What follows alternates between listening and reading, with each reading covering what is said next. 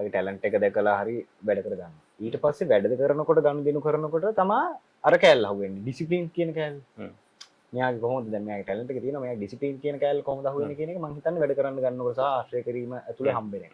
Time management එක කියන එක මම හිතනවා ප්‍රධානයි කියලා. මොන දේටත් ඒක මේ වෘත්තිය නෙමෙයි අනිත් වෘත්ති වලත් ඒක එහෙමම තමයි.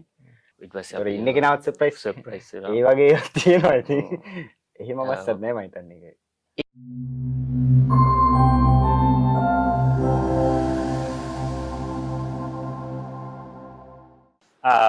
හරි අද අපි කතා කරන්න යන්නේ ඇක්ටර් ඩිසිප්ලින් කියන එක යටතේ තමයි නිකන් කතා බහක් ආරම්භ කරන්න හිතුවේ.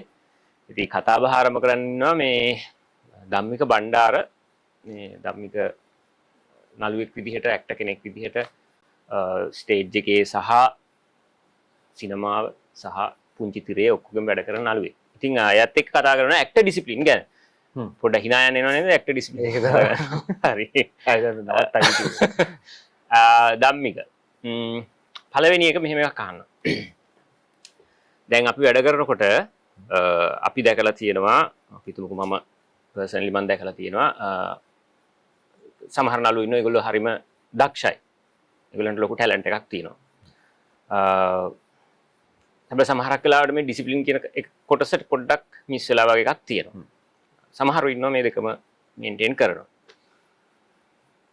ප්‍රශ්නේ නිකන් තියෙන විදිහේ පොඩි මම මේ අහන ප්‍රශ්නේ පොඩි ගැළපෙන්නේ නැති ගතියකුත් තියෙනවද කියලාත් මට හිතුණා. නමුත් මම මේ නිකන් ඉතින් අපි යමක් කතා කරන්න ඕන හින්දා අහන්නම්. ඔයා හිතන්නේ වැඩිපුර මොකක්ද තියෙන්න ඕනේ? ටැලන්ට් එකද ඩිසිප්ලින් එකද නළුවෙක්ට තියෙන්න ඕනේ? ටැලන්ට් එක තියෙන්න ඕනේ. ඉතින් ටැලන්ට් එකක් තියෙනවා ඩිසිප්ලින් එකක් තියෙනවා. මම හිතන්නේ දෙකම තියෙන්න ඕනේ. මොකද මේ ටැලන්ට් එක තියෙන කෙනෙක් විදිහට ඒ කියන්නේ මොකක් හරි ටැලන්ට් එකක් තියෙන මොකක් හරි ටැලන්ට්. ඒ කියන්නේ ආර්ට් ෆීල්ඩ් එක ගත්තම චිත්‍ර අඳින එක වෙන්න පුළුවන්. ඒ වගේ ටැලන්ට් එකක් Taman තනියෙන් කරගන්න පුළුවන්. ඒ කියන්නේ ඒක කොලැබරේට් වෙන්නේ නැහැ. එතකොට එයා තනියෙන් එයාට රෑ නැගිටලා හරි චිත්‍රය අඳින්න පුළුවන්. අර එහෙම ටයිම් එක මැනේජ් කරගන්න. හැබැයි ඇක්ටර් කෙනෙක් සමහර වෙලාවට ගොඩක් වෙලාවට මේ ගොඩක් වෙලාවට තව කොලැබරේට් වෙනවා තව පිරිසක් එක්ක. එහෙම වැඩ කරන තැනක ඩිසිප්ලින් අනිවාර්ය අවශ්‍යයි කියලා මම හිතනවා. මොකද ඉතින් තව පුද්ගලයෝ කීප දෙනෙක් එක්ක වැඩ කරන නිසා එතකොට තමන්ට ටැලන්ට් එක තිබ්බට වැඩක් නැහැ. තමන්ට ඩිසිප්ලින් නැත්නම් තමන්ට ටයිම් එකට වැඩ කරගන්න බැරි නම් තමන්ට එතන ඒගොල්ලෝ කතා කරගත්ත අනිත් අයත් ඉන්නවනේ. ඒගොල්ලොත් එක්කත් කොලැබරේට් වෙන්න විදිහක් නැහැ. ඒක ඩිසිප්ලින් කියන එක නැතුව ටැලන්ට් එක විතරක් තිබිලා බෑ. මම හිතනවා ඉතින් ඒක කොලැබරේට් ආර්ට් එකේදී ඇක්ටර් කෙනෙක්ට ඩිසිප්ලින් ටැලන්ට් එක වගේම ඩිසිප්ලින් එකත් වැදගත් කියලා. ඔව්. ටැලන්ට් එක වගේම ඩිසිප්ලින් එක වැදගත්. අපි හිතමුකෝ ඔයාට දැනට වැඩ කරලා තියෙනකොට ඔයාට වැඩ කරන්න යනකොට ඔයා වැඩ කරන කලාපය ඇතුලේ ඔයාට හම්බෙන නළුවෝ අතරේ දැන් එහෙම එකක් ඔයාට එහෙම එකක් අත්දැකීමක් තියෙනවද? ඒ කියන්නේ ඔයාට හම්බෙන වැඩ කරන්න හම්බෙන බහුතරයක් දෙනා ඔය කියන විදිහට ටැලන්ට් එක සහ ඩිසිප්ලින් එක දෙකම තියෙන මේන්ටේන් වෙන කට්ටියද නැත්තම් ඉන්නවා කියන අයත් ඉන්නවා. ඉතින් එහෙම දෙපාර්ශ්වයෙන්ම හම්බ වෙනවා. හරි. ඇත්තම කියන්නකෝ. හරිද? මම බොරුද කියන්නේ? එච්චරලත් කිව්ව ඇත්ත තමයි. මේ දැන් මම දැකලා තියෙන එකක් තියෙනවා. හරිද? දැන් අපි සාමාන්‍යයෙන් ඔය මොන හරි ටෙලිවිෂන් එකේ හරි නැත්නම් තියටර් එකේ හරි වැඩ කරනකොට සමහරක් වෙලාවට මම දැකලා තියෙන ගොඩක් වෙලාවට ඩිසිප්ලින් කියන එක සමහරු ඔළුවෙන් අයින් කරලා දානවා. ඒ කියන්නේ අපි තුමු දැන් මම ඩිරෙක්ටර් කියලා. ඒ කියන්නේ මට එක්තරා තැනකදී මම කමක් නැහැ. එයාගේ විදිහනේ කියලා සමහරක් වෙලාවට අපි මේක අතහැරලා දානවා. මොකද මට යාව ඕන හින්දා එයා හරි ටැලන්ටඩ් නළුවෙක්. ඒ හින්දා මට යාව ඕනේ. ඒ නිසා කමක් නැහැ වගේ තැනකට එනවා. එතකොට දැනට මේ යන එක ඇතුලේ ඔය කියන ඩිසිප්ලින් මේන්ටේන් වෙන ඇක්ටර්ස්ලා ඉන්නවද? එහෙම නැත්නම් ටැලන්ට් එක මත විතරමද ගොඩක් වෙලාවට මේක රඳා පවතින්නේ? නේද මම අර කිව්වා වගේ කියන්නේ ඒ දෙපැත්තම ඉන්නවා දෙපාර්ශ්වයෙම ඉන්නවා. ඒ කියන්නේ ටැලන්ට් එක වගේම ඩිසිප්ලින් තියෙන මිනිස්සුත් ඉන්නවා. එහෙම නැති අයත් ඉන්නවා. ඒ කියන්නේ අපි හිතුවොත් මෙහෙම දැන් මම කියන්නේ දැන් හරි දෙපාර්ශ්වයෙම ඉන්නවා. හැබැයි වැඩිපුර මම අහන්නේ දැන් මේ අපි හිතමුකෝ මෙහෙම මේ කරන අපි හිතමු අපිට වැඩ හම්බ වෙන එක කියලා හිතමු. නිකන් හිතමු. එහෙම හිතමුකෝ. නළුවෙක් විදිහට Tamanට කොච්චර ප්‍රමාණයක් අපිට වැඩ කරන්න වැඩ හම්බ වෙනවද හරි මොකක් හරි එකක්. ඒක ඇතුළේදී. එහෙම අපි හිතමුකෝ. එහෙම හිතුවොත් එහෙම ඔයාලට පේන්න තියෙන එක ඇතුලේ වැඩිපුර හැකියාව තියෙන්නේ. අපි තුමු නළුවෙක් විදිහට ඔයාලට වැඩිපුර වැඩ හරි මොනවා හරි වැඩිපුර රඟපාන්න අවස්ථාව හම්බ වෙන්නේ ඔයාගේ පැත්තෙන් හරි නැත්නම් ඔයාලට පේන එකක් පැත්තෙන් කල්පනා කරොත් ඔයාගේ ඩිසිප්ලින් එක හින්දාද ඔයාගේ ටැලන්ට් එක හින්දාද? මම හිතන්නේ මුලින්ම ටැලන්ට් එක තමයි පේනවා ඇත්තේ. කියන්නේ ටැලන්ට් එක තමයි දකින්න ඇත්තේ මුලින්ම වැඩ කරගන්න. ඊට පස්සේ සමහර දැන් මම ඔයා අපි දෙන්න වැඩ කරනවා කියන්නේ මම ඔයාගේ ටැලන්ට් එක දැකලා හරි වැඩ කර ගන්නවා. ඊට පස්සේ වැඩ කරනකොට ගනුදෙනු කරනකොට තමයි අර කෑල්ල අහුවෙන්නේ. ඩිසිප්ලින් කියන කෑල්ල. මෙයාගේ කොහොමද දැන් මෙයාගේ ටැලන්ට් එක තියෙනවා මෙයාගේ ඩිසිප්ලින් කියන කෑල්ල කොහොමද අහුවෙන්නේ කියන එක මම හිතන්නේ වැඩ කරන්න ගන්නකොට සහ ආශ්‍රය කිරීම ඇතුලේ හම්බෙන එක. ඒක ආපහු ඉතින් ස්පෙෂල් වෙනවා මම හිතන්නේ ඊළඟට වැඩක් කරනකොට හරි මොකක් හරි නිසා. ඊට කලින් මම හිතනවා ඉතින් ටැලන්ට් එක දැකලා තමයි මුලින්ම වැඩකට කතා කරන හරි මොකක් හරි වෙන්නේ නැත්තේ කියලා. හරි. ප්‍රොෆෙෂනල් ඇක්ටර් කෙනෙක් කියන කෙනා ඔයා විශ්වාස කරන්නේ මොන වගේ කෙනෙක්ද? ප්‍රොෆෙෂනල් ඇක්ටර් කෙනෙක් කියලා ඔයාට හිතෙන්නේ. ඕන එකක්. ඕන එකක්. ඔයාට අනුව ප්‍රොෆෙෂනල් ඇක්ටර් කෙනෙක් ප්‍රොෆෙෂනල් වෙනවා කියලා ඉතින් වෘත්තීයෙන් මේ වෘත්තීය සම්බන්ධයෙන් දැනුමක් තියෙන එක තමයි මම හිතන්නේ. ඒ කියන්නේ ඒකදී අර ඩිසිප්ලින් කැලලත් අවශ්‍යයි මම හිතන්නේ. මොන ශාස්ත්‍රය වුණා. මොන ශාස්ත්‍රය වුණත් වෘත්තීයේදී ඩිසිප්ලින් කියන එකත් අවශ්‍යයි ප්‍රොෆෙෂනල් වෙන්න. ඒ කියන්නේ අපි වැඩ කරන්නේ බාහිර සමාජයත් එක්ක. එතකොට ටයිම් මැනේජ්මන්ට්ද අපි ගනුදෙනු කරන විදිහද ඒක හැමදේම ඉතින් හරියට කරන්න පුළුවන් මම කියන්නේ. එතකොට ඒක තමයි ප්‍රොෆෙෂනල් වෙනවා කියලා මම හිතන්නේ. තමන් දන්න වෘත්තියෙන් වෘත්තීමය විදිහට ඒ කියන්නේ වෘත්තියත් රැකගෙන ඒකේ රඳා පවතින්න පුළුවන් විදිහට වැඩ කරන එක තමයි මම හිතන්නේ ප්‍රොෆෙෂනල් වෙනවා කියලා මම හිතන්නේ. එතකොට අපි හිතුවොත් නිකන් දැන් අපි දන්න ඇත්තම ප්‍රශ්න තියෙනවානේ. ඒ කියන්නේ නළුවෙක් විසින් ලංකාවේ වගේ රටක නළුවෙක්ට මුහුණ දෙන්න පුළුවන්. මම මේවා කියන්නේ මේ එක්ස්කියුස් එකක් විදිහට නෙමෙයි. නමුත් මම මේ කියන්නේ ඇත්තටම මුහුණ දෙන්න සිද්ධ වෙන ප්‍රශ්න ටිකක් තියෙනවා. හරිද? එතකොට ඒ ප්‍රශ්න විදිහට උදාහරණයක් විදිහට ගත්තොත් සමහරක් වෙලාවට අපි දන්නවා අපි දැන් අපි ගොඩාක් වෙලාවට තරුණ ඇක්ටර්ස්ලා ඒගොල්ලෝ වැඩ කරන්න ආවට පස්සේ ඒගොල්ලන්ට යම් විදිහකින් මොකද මේකට එනකොටම සමහරක් වෙලාවට එන්නේ කැමැත්තක් එක්ක එන ගමනක් නේ තියෙන්නේ. එතකොට සමහරක් වෙලාවට මේ යම් ස්ථාවරයකට එනකන් ගොඩ නැගෙන්නේ ඒගොල්ලන්ට මුදල් හදලා නම් මනම් ඔය කතන්දර ටික ඒගොල්ලන්ට බීර ගන්න සිද්ධ වෙනවා. ඉතින් මේවත් එක්ක තමයි ගැට ගැහෙන්නේ. එතකොට අපි දැන් අපි තුමු තියට එකේ කරන වැඩක් නම් එතකොට අපි දන්නවා ඒකට යම්කිසි රිහර්සල් ප්‍රොසෙස් එකක් තියෙනවා. එතකොට ඒ වෙනුවෙන් යම්කිසි කාලයක් ගත කරන්න ඕනේ. එතකොට මෙන්න මේ දේවල් වලදී සමහරක් වෙලාවට අපි දැකලා තියෙනවා අපි දැන් අර කලින් කතා කරපු එකේම කොටසක් අපි රිහර්සල් එකක් 10ට දැම්ම නම් සමහරක් වෙලාවට 10:00 11 වෙනවා. ඒක පුරුද්දක් විදිහට යන එකකුත් තියෙනවා සමහරක් ඒවල. ඒක පුරුද්දක් විදිහට කරන එකකුත් තියෙනවා.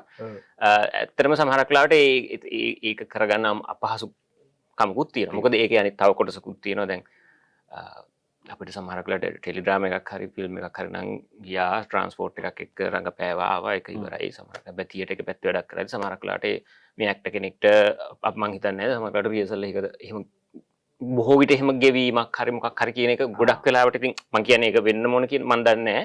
නමුත් ඒක සිද්ධ වෙන්නේ නැහැ නේ. එතකොට ඇක්ටර් කෙනෙක් විදිහට අලුත් එක්කෙනෙක්ට ගොඩක් දේවල් දරාගෙන තමයි මේක කරන්න සිද්ධ වෙන්නේ. එතකොට යම්කිසි විදිහකින් ඔය පොඩි එහා මෙහා වීම වෙන එක. ඒක ගැන ඔයාලට මොකද හිතෙන්නේ? ඒක ඕකේද නැත්නම් ඒක එහෙම බෑ. ඒක එහෙමයි කියලා බෑද? මොකද හිතෙන්නේ?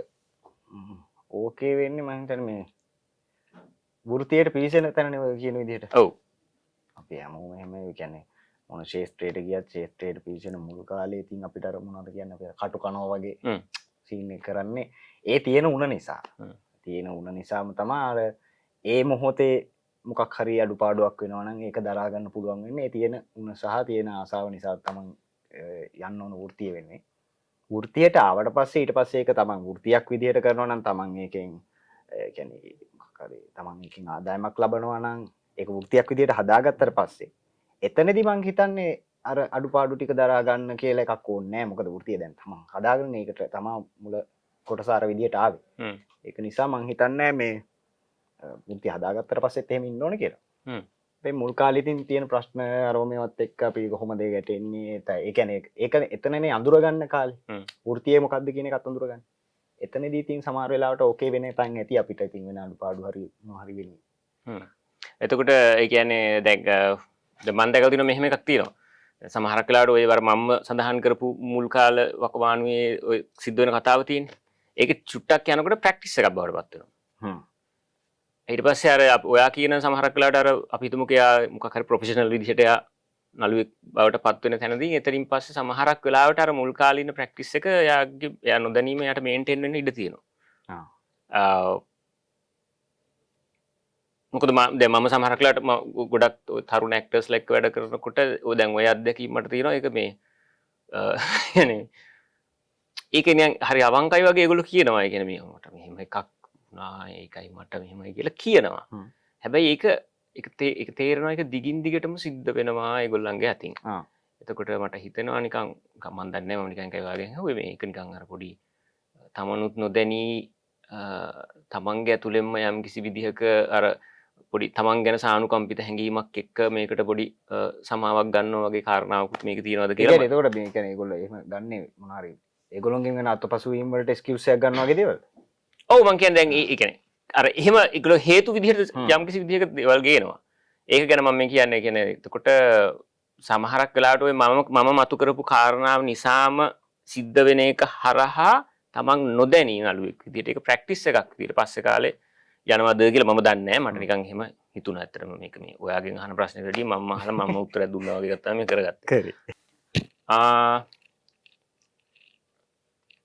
ඔය කියන ඩිසිප්ලින් එක හදාගන්න නළුවෙක්ට ඔයා හිතන්නේ නිකන් අපි හිතමුකෝ මොන වගේ දේවල් ටිකක් යාට කරන්න සිද්ධ වෙයිද? මොන වගේ එයාට එහෙම නිකන් දැන් ඇත්තටම ඩිසිප්ලින් කිව්වම අපි මේ කතා කරන බබ්බේ පරක්කු වෙලා එන එක විතරක් නෙමෙයි ඩිසිප්ලින් කියන්නේ ඇක්ට් එක ඇතුලේ ඩිසිප්ලින් එකක් තියෙනවනේ. එතකොට ඇක්ට් එකේ ඇතුලේ ඇක්ට් එකක් ඇතුලේ එන ඩිසිප්ලින් එක හැදෙන්න නම් ඒ ඇක්ට්ට ඒක සම්බන්ධව වැඩ කරන්න සිද්ධ වෙනවා. මොනවා හරි. එතකොට මේ ඔය ඔක්කොම ටික ගත්තට පස්සේ මොකක් හරි නළුවෙක් විසින් එයා පවත්වා ගත යුතු කන්ටිනියු කළ යුතු මොනවා හරි දේවල් ටිකක් තියෙනවා කියලා ඔයාට හිතෙනවද මේක මේව කරන්නේ නැත්තම් මොකද විසින් කන්ටිනියු එයා මම හිතන්නේ දැන් වෘත්තීය අපි මෙහෙම හිතමුකෝ දෙකට කඩා ගමු. ඔය කියන පරක්කු වෙනවා හරි මොකක් හරි ඒකට ඉතින් කර මොකද කරන්නේ නේද? අපි ගිහිල්ලා හැරවල එවන්න බෑනේ. ඔව් කලින් එවන්න බෑනේ. එතකොට ඉතින් ඒක ඉතියාට හදාගන්න සිද්ධ වෙනවා. හරි ඔන්න එකක් පැත්තකින් තියමු. හරි. අපි යමුකෝ අනිත් පැත්තට නළුවෙක් විදිහට එයාගේ පර්ෆෝමන්ස් එකක් ඒක හොඳ වෙන්න. එයාට දේවල් ටිකක් මම හිතන්නේ සමහර කලාවට හරියට ගත්තොත් එහෙම කැප කරන්නත් සිද්ධ වෙයි කියලා මට හිතෙනවා. එහෙම ගත්තට පස්සේ මොන වගේ දේවල් ටිකක් එයාට කරන්න පුළුවන්ද? කරන්න. දැන් ඔය ඩිසිප්ලින් හදාගන්න එකත් එක්කද කතා කරන්නේ? නැත්තම් කමන්නේ ඔය උත්තර දෙන එක ගැටලුවක් නැහැ. අපි කතා කරමු. මම හිතන්නේ පළවෙනියටම ටයිම් මැනේජ්මන්ට් තමයි හැබැයි. මොන දේ කරන්නද? මොකද අපි කාලෙත් එක්කනේ ගනුදෙනු කරන්නේ අනිත් හැමදේම කරන්නේ. ඒතකොට ටයිම් මැනේජ්මන්ට් එක කියන එක මම හිතනවා ප්‍රධානයි කියලා. මොන දේටත් ඒක මේ වෘත්තිය නෙමෙයි අනිත් වෘත්ති වලත් ඒක එහෙමම තමයි. සහ හිතන්නේ වෘත්තිය ඇතුලේ ඩිසිප්ලින් එකත් එක්ක අපිට කරන්න පුළුවන් කියන්නේ දැන් අනිත් ඒවා රියසල් කරනවා වගේ මොකක්ද ප්‍රැක්ටිස් කරන එකනේ. මේක තියෙන්නේ තමන් ඇතුලේ තමයි මම හිතන්නේ ඒක තමන් වැඩ කරන්නේ කොහොමද තමන්ගේ ඇටිටියුඩ්ස් කොහොමද ක්‍රියා වෙන්නේ කියන එකත් එක්ක තමයි මම හිතන්නේ ඒක තීරණය වෙන්නේ ඩිසිප්ලින් හැදෙන එක. ඩිසිප්ලින්.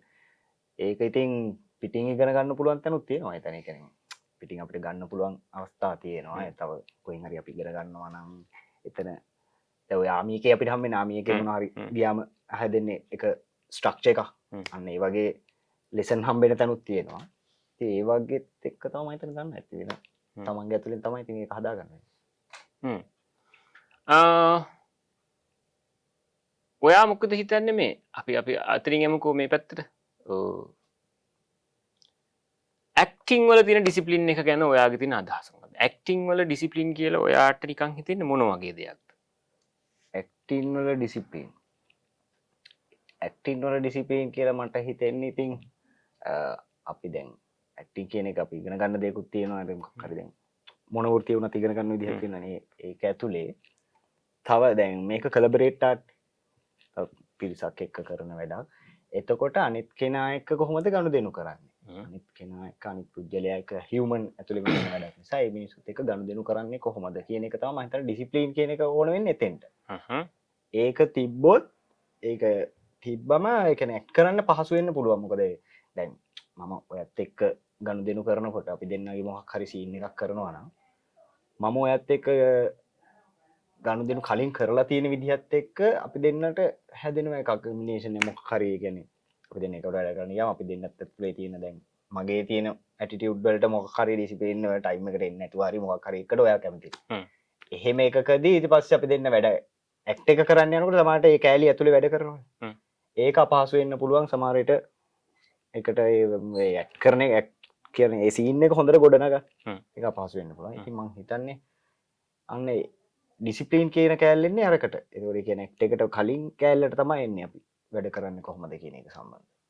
හරි. ධම්මික මේ දැන් මේ අන්තිම එක මම අහන්නේ වගේ මේ අපේ ඔය එක්තරා මිතුරෙක් මේ දවසක් මට මගෙන් ඇහුවා මේ ඇක්ටට ඩිසිප්ලින් තිබ්බට වැඩක් නැහැ සමහරක් වෙලාවට මේ ඒ සෙට් එකට හරි වෙනකොට හරි ගියාම එතන ඉන්න අයට ඩිසිප්ලින් එකක් නැහැ නේ කියලා.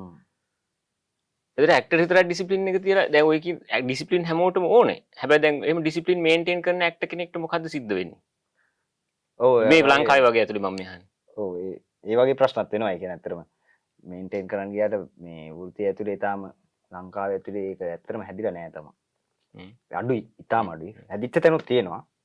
දැන් මට එහෙම හම්බෙච්ච තැන් තියෙනවා. ඒ කියන්නේ දැන් ඔය වැඩකට මොකක් හරි දෙහෙට ෂූට් එකක් කියමු. ෂූට් එකට යන්න හදනකොට පටන් ගන්න තැන පහුවදා ට්‍රාන්ස්පෝර්ට් එකේ තැනින්නේ. දවස ඔන්න වෙන්නේ. ට්‍රාන්ස්පෝර්ට් එකේ කියන වෙලාවට එන්නේ නැහැ. ඔව්. කරක් වෙයි. එහෙම වෙලාවට හරියටම විනාඩි 5ක් කලින් ඇවිල්ලා මට පහනම් දුන්නේ 4:55ට ආවත් හරියට 5ට කෝල් කරලා ගන්න විදිහේ ට්‍රාන්ස්පෝර්ට් වෙන අයත් ඉන්නවා. ඔව්. කියන්නේ එහෙම ඩිසිප්ලින් තියෙන අයත් ඉන්නවා. ඉතින් එහෙම නැති වුණාම ඉතින් අපි අර ඩිසිප්ලින් එක මේන්ටේන් කරාට සමහරවිට වැඩක් නැහැ. ඉතින් එතකොට ආය අපිත් හැඩ ගැහෙනවා අර ඩිසිප්ලින් නැතුව කරන එකට අපි හැඩ ගැහෙනවා. මම හිතන්නේ ගොඩක් වෙලාවට වෙනම ඇත්තේ ඒක.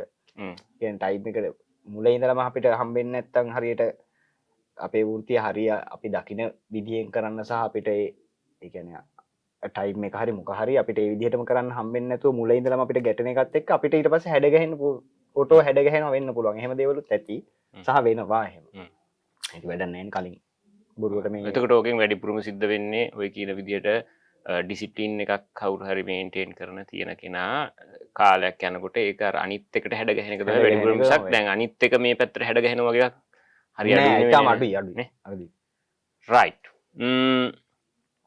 ඒ කියන්නේ නිකන් සමස්තයක් විදිහට ගත්තාම අපි මොන දේ කතා කරත් නළුවෙක් විදිහට මේ කියන ඩිසිප්ලින් එක තියාගන්න එක වැදගත්. නමුත් අපිට ආයි කල්පනා කරන්න ඉතින් එහෙම ඩිසිප්ලින් එකක් තියාගත්තත් කොච්චර දුරට ඒක තියාගන්නද කොච්චර කල් තියාගන්නද වගේ ප්‍රශ්නයක් නිකන් එහෙම මතුවෙනවා නිකන්. ඒකට මම දන්නේ නැහැ ඒකට උත්තරයක් තියෙනවද නැද්ද කියලා. හරි. කොහොම නමුත් අපි ඉතින් අර දැනට රංගනයේ කාර්යයේ ඉන්න හින්දා අපි ටිකක් චුට්ටක් මං හිතන්නේ ඩිසිප්ලින් කියන එක ඉතින් කොච්චර වුණත් මේන්ටේන් කරන්න බලන්නේ මං හිතන්නේ. ඔය අය හරියටම කරනවා. මම දැන් මට අද අත්දැකීමක් තියෙනවා. හරියටම ඒක මේන්ටේන් කරනවා. මේ ට්‍රයි කරනවා. කරන්න ට්‍රයි කරනවා. නැත්තම් මටත් ගිලිහෙයි කියලා බයයි. ඔව්. අර කිව්වා වගේ මාපෝ මාත් ඒකටම හැඩ ගැහෙයි කියලා. මම ඒකට කැමති නෑ. මම ඒකට ආයෙ හැඩ ගැහෙන්න කැමති නෑ. ඒක ඉතින් මම try කරනවා. තාමත් try කරනවා. මමත් ඉතින් ඒක මගේ මිස්ටේක් වෙනවා ඇති. හැබැයි try කරනවා ඒක හදාගන්න. ඒකම තියාගන්න. ඔය කියන ඩිසිප්ලින් එක තියෙන රංගපානකොට ඩිසිප්ලින් නැති එකක් තියෙන එකක් මට පැහැදිලිවට මම මේ කියන එක. දැන් රංගනයේ තියෙන ඩිසිප්ලින් එක තියෙන. ඔය කියන ඩිසිප්ලින් එක තියෙනවා. රංගපානකොට තියෙන ඩිසිප්ලින් එක නැති වෙන තැන තියෙනවා නේද? ඔව්. එහෙමත් තියෙනවා නේද? ඒ කියන්නේ රංගනයේ සමහර වෙලාවට සමහර කරන්නේ දැන් දෙන්නෙක් ඉඳලා රියසල් එකක් කරලා ඉවරලා ටේක් කරනවා රියසල් එක කරපු එක නෙමෙයි කරන්නේ මොකක් හරි කරනවා. ඔව්. ඊට බලන් ඉන්නවා. සර්ප්‍රයිස් කරනවා. සර්ප්‍රයිස් කරනවා. ඊට පස්සේ ඔර ඉන්න කෙනාවත් සර්ප්‍රයිස් ඒ වගේ තියෙනවා ඉතින්. එහෙම අවස්ථාවක් නෑ මම හිතන්නේ. ඒකත් ඔය කියන විදිහේ පුරුද්දට යන්න පුළුවන්කම එකක් තියෙනවා. මොකද හිතෙන්නේ? ඒ ඩිස්ප්ලේ එක පුරුද්දට යනවා කියන්නේ මම නම් හිතන්නේ ඒකෙදි එහෙම ඔය දැන් කතා කරපු එකකින් ඒක ගැන කියන්න. එහෙම වෙනම ඇත්තේ මම හිතන්නේ අර අමතක වෙනවා කලබරේට් ආට් කියන එක මේක. එතකොට දෙන්නෙක් ඉන්න සීන් එකේ දෙන්නමනේ සීන් එකේ ඉන්නේ. ඒ ඉන්සිඩන්ට් එක මොකක් හරි ප්ලේ පර්ෆෙක්ට් වෙන්න නම් දෙන්නම කලබරේට් වුණොත් තමයි හරි විදිහට ඒක ඉන්සිඩන්ට් එකේ අවශ්‍ය දේ එළියට එන්නේ. මේක එතකොට මම හිතන්නේ ගොඩක් වෙලාවට වෙනවා ඇත්තේ කලබරේට් ආට් අමතක වෙනවා. තමන් තනියෙන් කරන වැඩක්. එතකොට තමන් තමයි පේන්න ඕන හරි මොකක් හරි හිතෙනවා එහෙම කරන එකක අවුලක් වම මම හිතන්නේ අර විදිහට වෙනවා. තමන් පේන්න මේ කරනවා එතකොට ඒසල්ල කරපු මේ වෙන එකක් කරනවා තමන් අර තනි වෘතියක් විදිහට ගොඩ යන්න හදන එහෙම එතකොට ඉන්සිඩන්ට් එක එන්නේ නැහැ. ඉතින් අවශ්‍ය දේ නෙමෙයි ඉන්නේ වෙන එකක් වෙලා තියෙන්නේ. ඒ කියන්නේ දැන් ওই දෙක එකට දැම්මොත් එහෙම නිකන් එක්තරා විදිහකින් අර ඩිසිප්ලින් එක කමක් නැහැ කැඩුනත් මොකද අන්තිමට ඔව් මංට හිතන දාඩිය දාගෙන වුණත් ඔයාගේ ඩිසිප්ලින් එක මම හරි අගය කරනවා මේ ඒක මට අමාරු වෙලා ඉවර කරන්න යන්නේ ඩිසිප්ලින් අර කිව්වත් වගේ ආයෙ හැඩ ගහනවා දැන් අමාරුයි කියලා.